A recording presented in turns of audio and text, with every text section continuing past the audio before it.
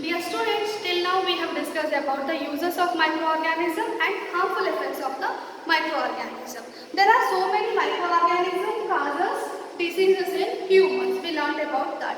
Now let us study the microorganism which causes diseases in the other animals like farm animals. Anthrax is a disease caused due to a bacteria called Bacillus anthracis. Bacillus anthracis is a bacteria causing anthrax disease in the cattle.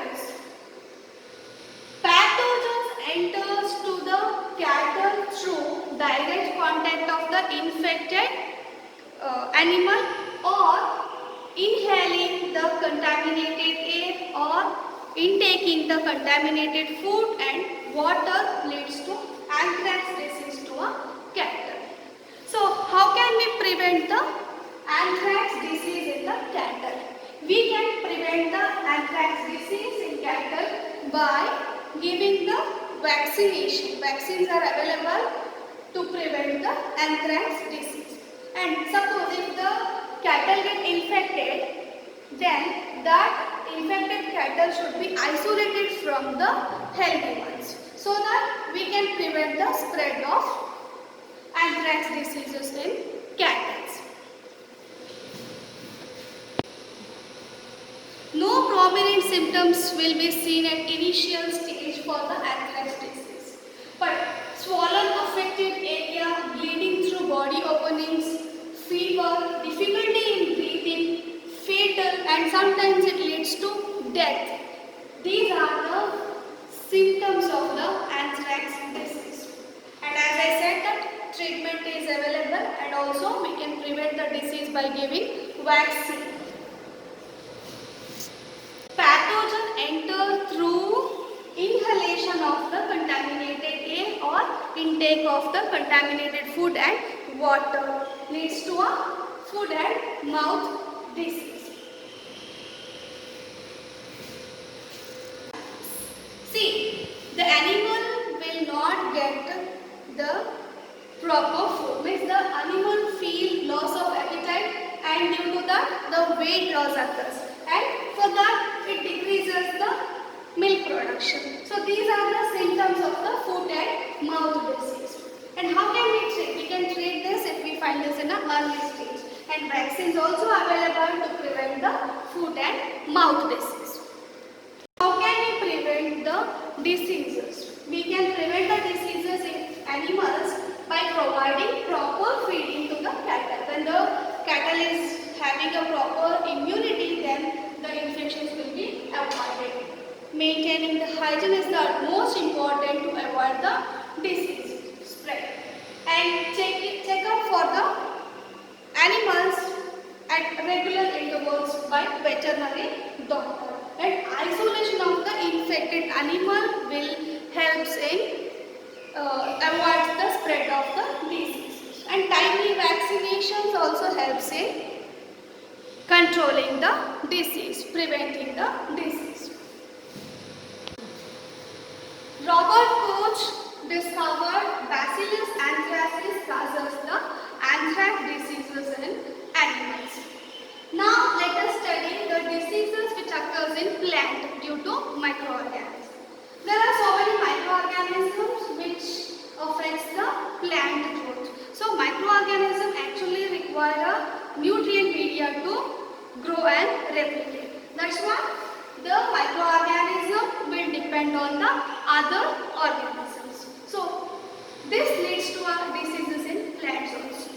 There are so many plants which get affected by the microorganism like wheat, rice, potato, sugar cane, orange, apple, and these are the plants which get affected by the microorganisms. See, the effect of microorganism results in the less yield of the crop. Now let us study some of the diseases which occurs in the plant. Mainly we discuss about the 3 diseases which occurs in plant. Citrus canker is a plant disease which occurs in the citrus fruits. This disease caused due to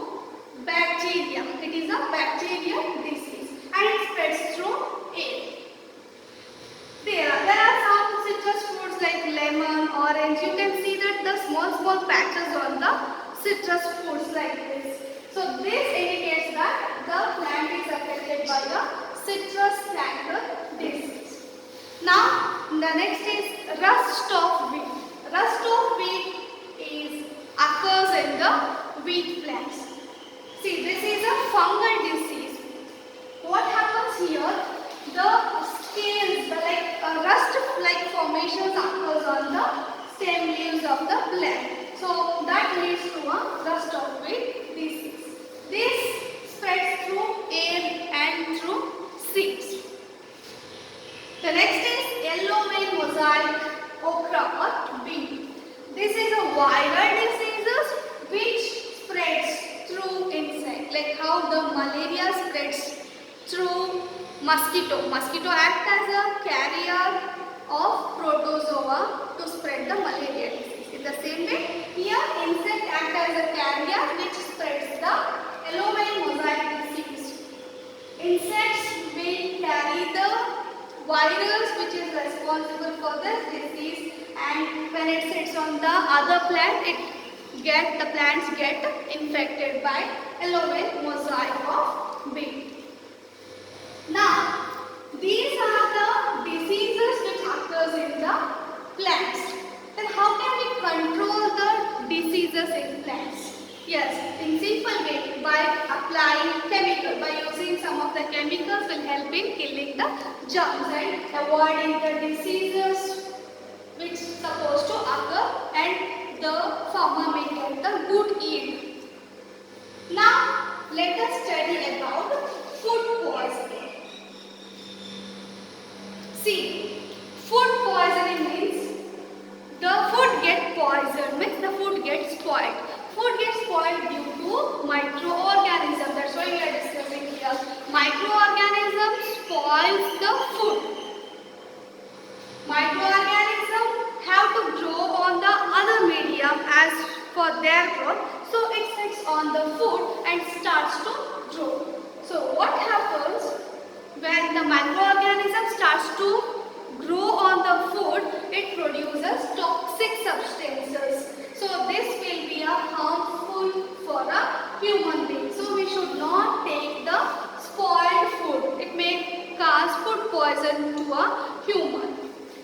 Here, this food poisoning may cause serious illness, or even sometimes it leads to death. So that's why we have to check that the food is fresh or food gets spoiled. Always we have to consume the fresh food, and we have to check whether it is spoiled or not. Then how can we check that the food gets spoiled or not? Yes, but we can check it by the taste. By eating, we'll get to know that if the bad taste comes, then the food gets spoiled. Or else the bad odor comes, the bad smell comes, then also we can say that the food gets spoiled. Or the color change indicates that the food gets spoiled. Suppose chapati, bread and all, you can see that some of the color change, some of the microorganisms grow on the chapati or on the bread. You can see that by visualizing, you can say that, oh, this food gets spoiled, we should not consume that. So in this way we can check that food gets poisoned or not, and always we have to consume the fresh food. Now let us see how can we prevent the growth of bad microorganisms into our food. How can we preserve our food? How can we avoid the microorganisms which spoil our food? Yes, we can avoid the growth of microorganisms by so many methods. Now let us see. The first thing is chemical method. By adding some preservatives, by adding some items, we can reduce the growth of microorganisms, or we can avoid the growth of microorganisms. Yes, salt, edible oils, these are the preservatives which